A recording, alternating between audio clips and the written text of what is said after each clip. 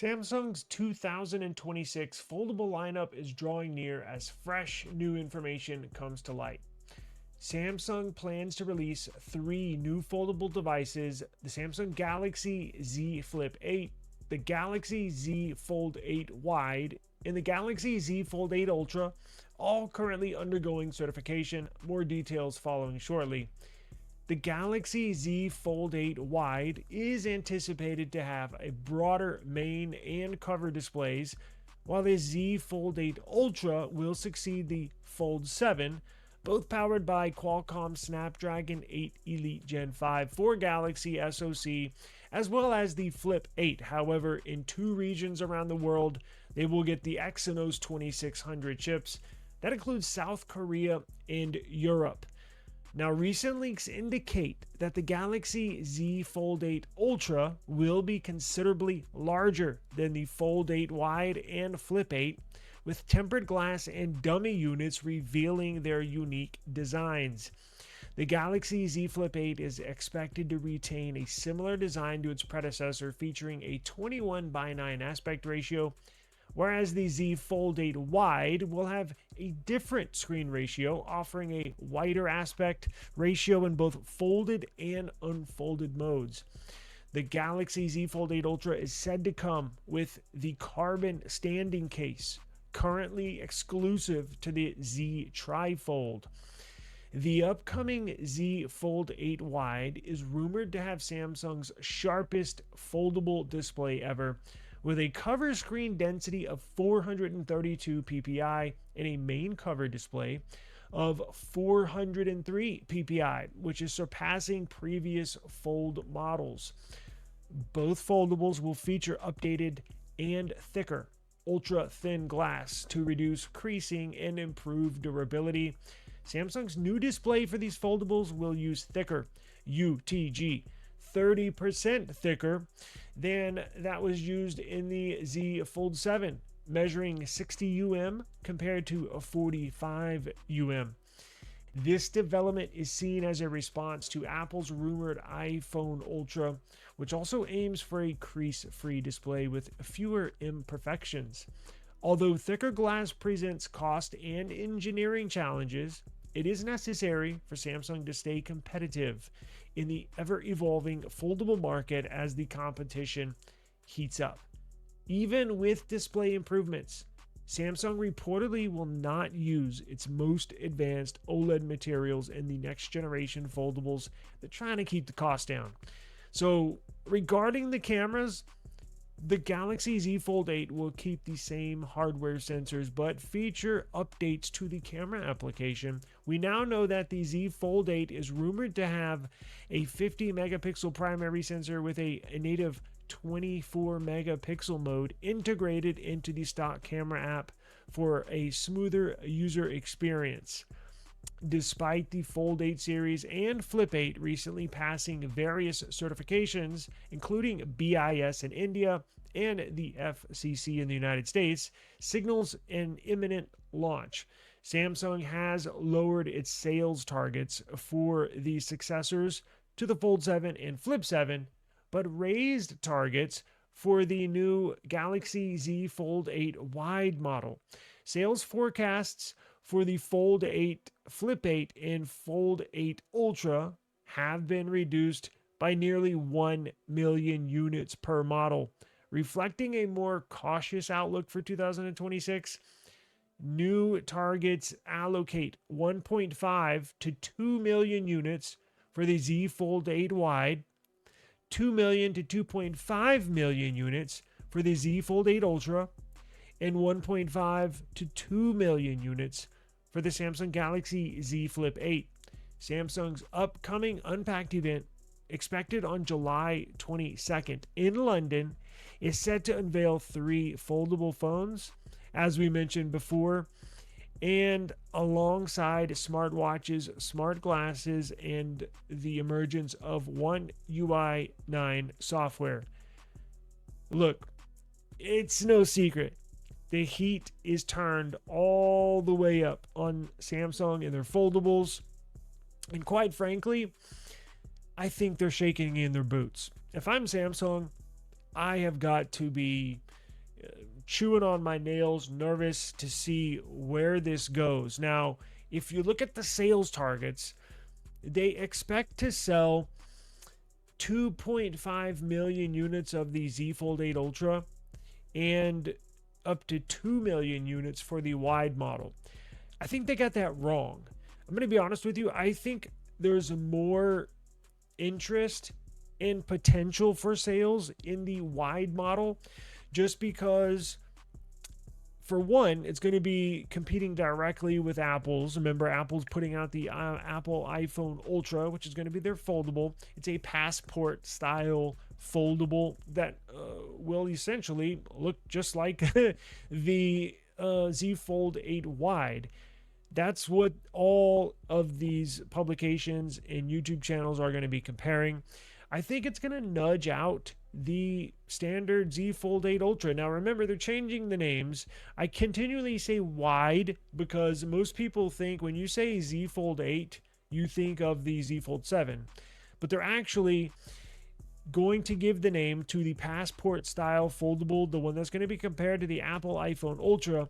They're just calling that one the Z Fold 8. Now, the foldable that looks like the Z Fold 7, the traditional style foldable, they're going to give that an Ultra name at the end. So if it's me, and I'm not a foldable person, however, if I had to choose one out of that lineup, I would go for the wide body. I would go for the wide foldable, passport style foldable. I think users, once they get their hands on that, if they go to Best Buy and try it out, I think that's the one that is going to gain the attention. I just think it fits better in your hand. When it's closed or when it's opened up, I think consuming media on the TV style aspect ratio is going to be phenomenal. I just can't get down to foldables, but if I had to choose one, I think they have their sales targets.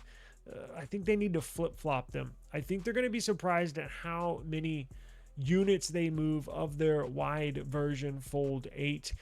As for the Flip 8, this is going to be the first year I don't get a Flip 8. I've had every single one, every single year, and I'm just going to take a step back. It does not excite me anymore at all. If you've had one Flip, you've had them all. It's going to be the same exact phone, just a new processor. That's it. So whoop-de freaking do. You bought one, you buy them all. No excitement there. It is what it is. I think the real highlight of those is going to be the wide body. Now, it's heating up. The competition is heating up. Mentioned that a couple times. If you're on the other side of the aisle in Apple shoes, you're going to sell millions upon millions of the iPhone Ultra. They're foldable. I think the competition is heating up with other Android manufacturers. You see the Oppos coming out with phenomenal foldables. Now, I know you can't officially buy one in the US, but you can jump on eBay and grab one. They are badass. Again, I'm not a foldable person, but there's a lot of other, if I had to choose, I would go for the Oppo Find N6. It's a damn near crease-free design, but the cameras blow away the Z Fold 8. What about the Motorola Razr Fold? That thing, spec-wise, will blow away the upcoming Z Fold 8. So, look, just 24 months ago in the past, 2 years ago, Samsung was on top of the world in the foldable market. Fast forward 2 years, today or later in the year, they're not looking too good because now you have all this competition. And here's where Samsung lost a lot of people, including myself. They got too comfortable at the top. So, as I mentioned, on top of the foldable game, on top of the world when it comes to folding smartphones, folding glass, well, they got too happy, too comfortable on the top. They haven't really progressed. They haven't really done much to these phones. And it's just getting repetitive. It's just the same old crap every single year. And it frustrates me. They're in a tough position because their electronics division, their mobile division, is not doing good. And they're at a real tug of war, a real struggle with their cost in the specs. The more they spend on these phones, the better specs they can put in there, but the less profit margin they gain, meaning the less profit per unit sold. The more you put in there, you're going to chew into your profit. But at what point do you raise the specs to where people, feel urged to go out and buy the device? Because Motorola's doing it on their foldables. Oppo's doing it on their foldables. Apple's going to do it on their foldables. You're spending way too much money, and this is my main issue. Way too much money, over $2,000 for one of these foldables. And in Samsung's shoes, they're not really giving you much. At least if you go to the Motorola Razr Fold, you're getting like literally some of the best sensors, if not the very best sensors on any smartphone.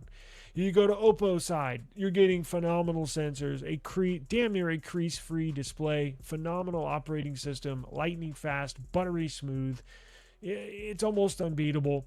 And you go over to Apple, they're going to bring the hardware because that's what they're known for. So you find Samsung in 2026 sitting in, third or fourth place when it comes to foldables. So I don't believe it's going to be a good year for Samsung foldables. There's way better choices to choose out there.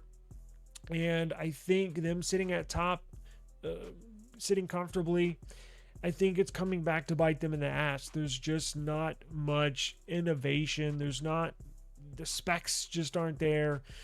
It's just not the same.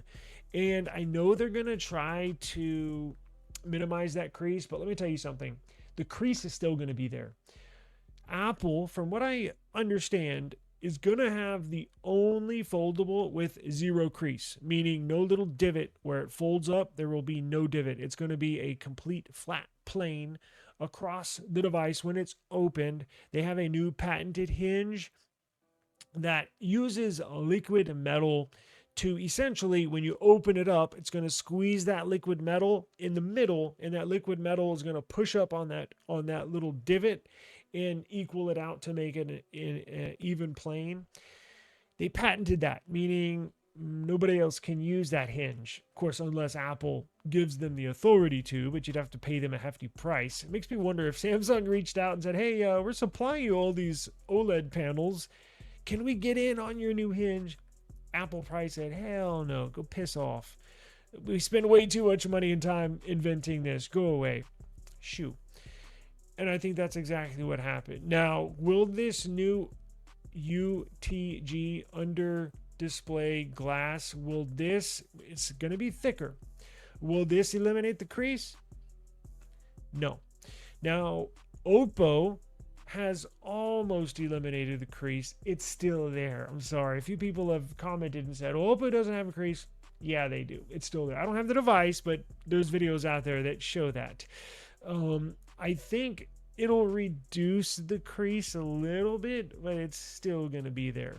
So it looks like moving into the 2026 and beyond, it appears the best foldables is going to be the Apple iPhone Ultra, Motorola Razr Fold, and potentially the Oppo Find N6. I say potentially because you can't officially buy it here. The three main devices you can buy here in the US is Razr Fold, iPhone Ultra, and the new Fold 8 and Fold 8 Ultra. So I think Samsung's going to be sitting in third place.